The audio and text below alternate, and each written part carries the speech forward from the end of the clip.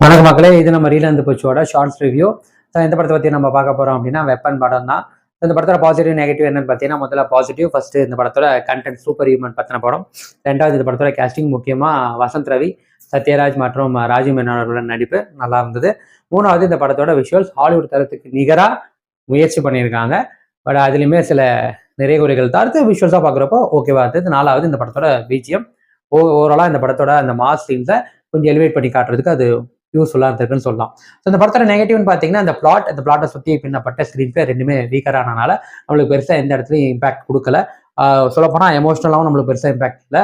அதே மாதிரி மாஸாக வரும்போது சீன்ஸோட இந்த ரெப்ளிக்கெல்லாம் பார்க்குறப்போ நம்மளுக்கு எந்த இடத்துலையுமே மார்வலஸாக நம்மளால அப்படின்னு பார்க்குற அளவுக்கு சீன்ஸ் இல்லாதது பெரிய குறையாயிருச்சுன்னு சொல்லலாம்.